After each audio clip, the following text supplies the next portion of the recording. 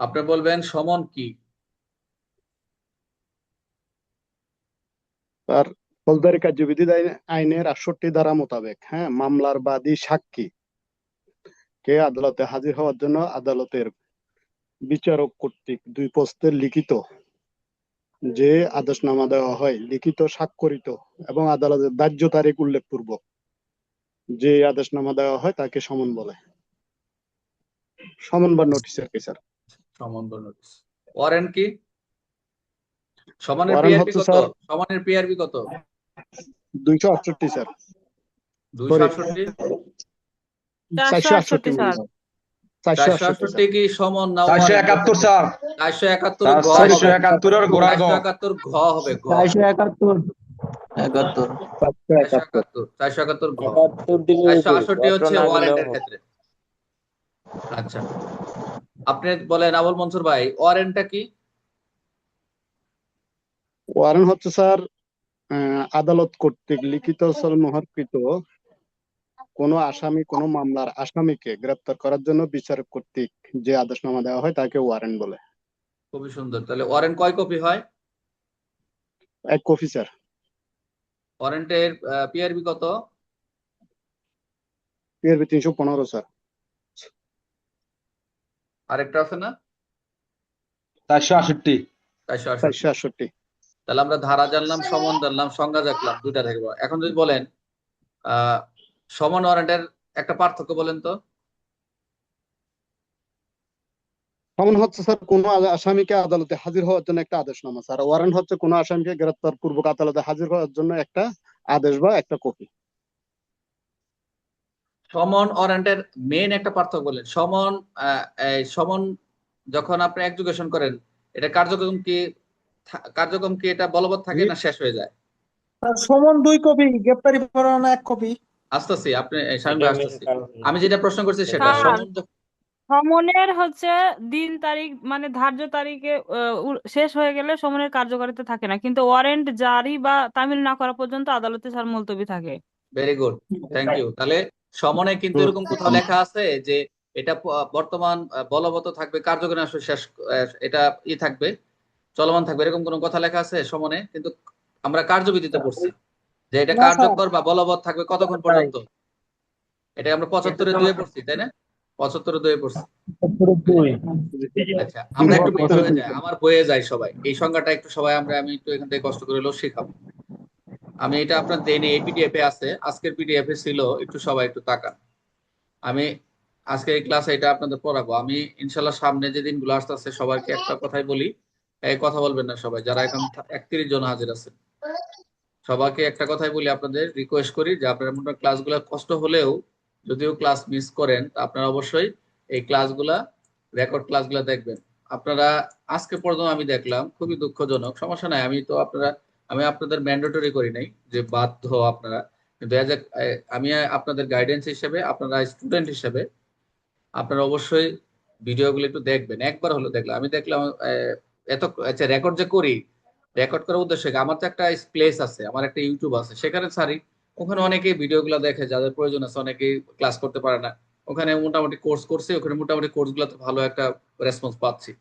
তো আপনাদের স্টুডেন্ট হয়ে আপনারা বলি যে আপনারা বলেন রেকর্ড ক্লাস দেন, তো রেকর্ড ক্লাস দেওয়ার মানেটা কি? আপনারা যারা অ্যাবসেন্ট থাকবেন পরবর্তী ভিডিওগুলো দেখবেন, স্যার একটু এটা মিস হচ্ছে, কোথায় কি ভুল হচ্ছে, সবার কথাগুলো রেকর্ড হয়। তা আমি দেখি এই বান্দাদের, আপনারা তো 31 জন যদি একটা করে ভিডিও দেখে, 31 জন থাকার কথা, আমি দেখি আজকে একটু আগে দেখলাম, সার্চ দিলাম, একজন করে ভিউ হয়েছে, মানে একজনও দেখে নাই। আমি দেখছি আমার ভিডিও, আমি দেখছি, আমার কাছে মনে হলো। আচ্ছা, দ্যাট ইজ এনাফ, সমস্যা নাই, ইনশাল্লাহ হয়ে যাবে, সবাইকে এতে স্যার কোনো আমি তো দেখছি, আমারটা পাওয়া না স্যার, আমি তো দেখছি স্যার সবগুলা। নিরস্ব একটা কমেন্ট করবেন, এই 1 মিনিট দেখে একটা কমেন্ট, 1 মিনিটের ভিডিও একটা একটা চিহ্ন দিবেন, লাভ দিবেন, তাহলে বুঝবো যে আপনি দেখছেন, আপনার নাম আসে না। আচ্ছা, আমরা একটু স্টার্টে দেখতেছি, সবাই একটু মনোযোগ দেন। এই মনসুর ভাই আসেন। আপনি বলছিলেন, মনসুর ভাই আবার আসেন। একটু দেখি আপনারা যখন সমনটা কি পরীক্ষা আসবে, একটু এটা একটা খাতায়, যে আমার কাছে যেটা দেখতে পাচ্ছেন এটা আমার একের হ্যান্ড নোট, একের বইয়ের যেটা আসছে এটাই, এখান থেকে নিয়ে আসছে। দেখেন প্রশ্ন নাম্বার হলো 692, প্রশ্ন নাম্বার 692, এখানে লেখা আছে সমন কি। এই কোশ্চেন নাম্বারটা আপনারা, আমরা আপাতত এইবার পরীক্ষা দিয়ে আমরা চলে যাব আপনাদের এই ব্যাচটাই। 692 লেখা আছে সমন কি। সমনটা হচ্ছে, এখানে একটা ইংরেজি লেখা আছে, যদি পরীক্ষা হলে সময় থাকে আপনারা, আমি 5টা না 6টা ইংরেজি শিখাবো আপনাদেরকে। প্রশ্নের, একটা হচ্ছে পিআরবি, আর একটা হচ্ছে কার্যবিধির, একটা আত্ম প্যানেল কোড, এরকম 4-5টা, মানে এইখান থেকে 2টা ইংরেজি আপনার পরীক্ষা হলে প্রশ্ন আসবে, লিখবেন পরীক্ষার আগে, লেখা কমন পড়বে, মানে আর কিছু কমন না পড়ুক, এই হলে যে 5টার ভিতরে 2টা প্রশ্নের আগে ইংরেজি লিখবেন, এটা কমন পড়বে। কেমনে পড়বে আমি বলে দিই। যদি সমন টমন আসে, সমন বা ওয়ারেন্ট যাই থাক না, এটার ক্ষেত্রে একটা, গত কয়েকবার এটা আসছিল লেখছে, তো এটা না আসতে পারে। আরেকটা আছে কমন, ওইটা সবসময় ওই প্রশ্নের আগে লিখবেন, মানে যে কোনো কোশ্চেন আসলে ওটা একটু সামনে লিখে দিবেন, ওইটা যায় আর কি। ওটা আপনি বুঝবেন যে আসলে, যেমন ওইটা হচ্ছে পিআরবি একটা ক্ষেত্রে যে আইন শৃঙ্খলা রক্ষা করার ক্ষেত্রে পুলিশের যে কার্যক্রম গুলো, ওরকম একটা প্রিভেনশন, এরকম একটা লেখা আছে, খুব চমৎকার, ওটা 1-2 এর পর লিখবেন। তো সমনের ক্ষেত্রে এখানে বলছে যে সমন is a direction of court to be appeared before, মানে আপনি যখন সমনে যখন হাজির হবেন, অ্যাপিয়ার্ড, এই যে শব্দগুলো একটু সহজ, মানে কয়েক বলে অনেকে আবার দাঁতটাও ভাঙতে পারে, যে বাংলায় পারেন আবার ইংরেজি লিখবো, এটা সকলে যারা ফার্স্ট বয় তারা লিখবে, যারা ফার্স্ট হবে, যারা হচ্ছে আমরা ভালো করছে দেখে যে না আমাদের এইটা আমার নিজের মতো করা। এবং লেক্সি পরীক্ষা হলে এটা আসছিল আমাদের সময় 2015 সালে, মানে 14 না 15 সালে, যাই হোক, ফার্স্ট টাইম এটা। তো এটা মানে আপনি লিখবেন যে সমন is a direction of a court to be appeared before before a court specified day, মানে নির্দিষ্ট সময় বা নির্ধারিত সময়, যে খাদিজা যেটা বললো, এবং specified day, specific time and specified purposes.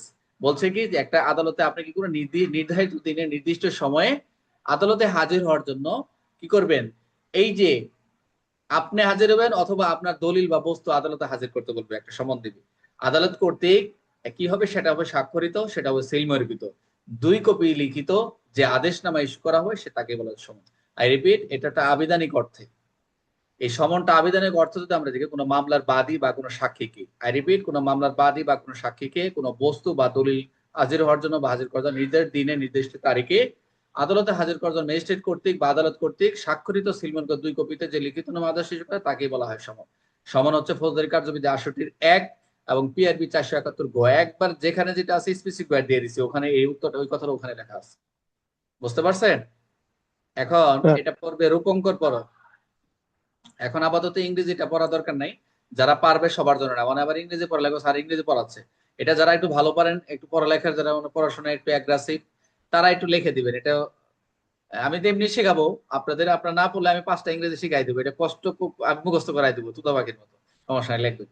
এখন আপনি বলেন এই যে রূপঙ্কর আবুল মনসুর ভাই আপনার সাথে একটু পড়ান, তাহলে আপনি সাধারণ অর্থ একটা, 2টা অর্থ, একটা সাধারণ অর্থ, সাধারণ অর্থ সমান হলো আদালতে হাজির হওয়ার জন্য আদালত কর্তৃক নোটিশ, যেটা হলো আবুল মনসুর ভাই প্রথম বলছিল, সমান বা নোটিশ, পরোয়ানা বা হুকুমনামা, এই যে এটাই বলছে যে সমান ইজ এ ডিরেকশন, এটা একটা সমানটা হচ্ছে একটা হুকুমনামা বা পরোয়ানা বা নোটিশ এরকম।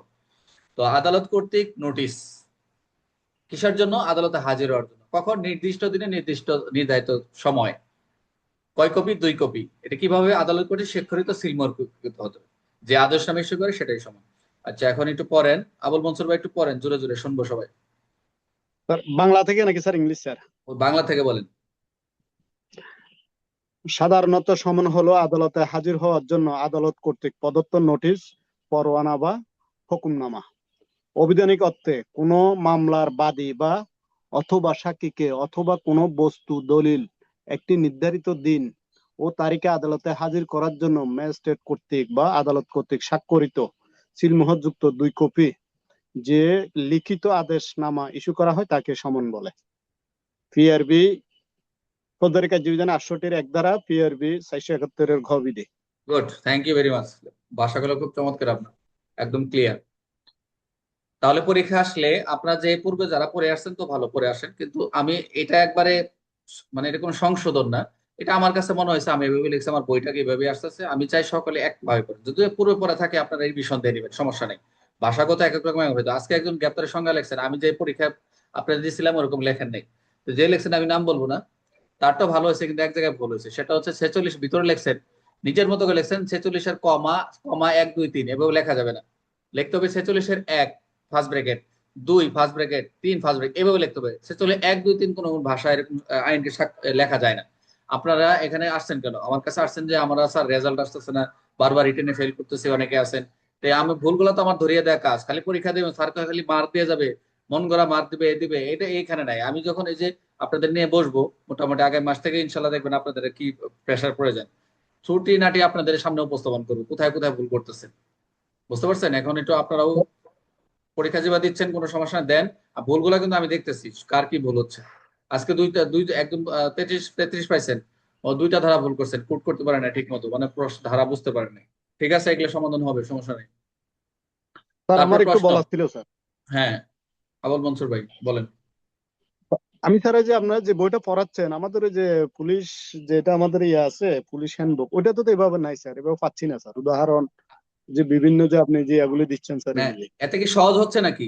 এটা তো না, সহজ মানে, বলতে আপনারটা তো সব ক্লিয়ার, মানে এভাবে পড়াটা আমরা পড়তে পারতেছি না আর কি, যে আপনি আচ্ছা, যেভাবে এটা তো পড়াচ্ছেন। পিডিএফ দিছি, মানে তো আপনাদের পিডিএফ আছে, তো পিডিএফ নিবেন, পিডিএফ থেকে একটু PDF না বের স্যার? করে পিডিএফটা আপনার মোবাইল আচ্ছা থেকে বের করে নিবেন। মোবাইল থেকে বের করে নিয়ে দেখবেন যে পিন আচ্ছা। দেওয়ার দরকার নাই, কিন্তু আমি যে বইটা দিব, এই যে যেটা দিচ্ছি, এটা তো বই হচ্ছে, এটা তো আপনারা পাবেন পরীক্ষার আগে, আমরা আগামী মাসেই সম্ভবত শেষ দিকে ছেড়ে দিব। তো কাজ করতেছে, এটা ছেড়ে দিলে এটা এখান থেকে তো প্রশ্নগুলো পড়বেন, আর ওখান থেকে পিডিএফটা যখন ক্লাস নেবে একটু দেখে নেবেন। এত তো ওখানে ওইটা নিলে তো এরকম বই হয়ে যাবে, এত তো প্রিন্ট দেওয়া সম্ভব না। আপনি দেখে নেবেন, এটা স্যার যতটুকু আপনার ভালো লাগে ব্যক্তিগত ততটুকু নাকি নোট স্যার? করবেন নিজের মতো।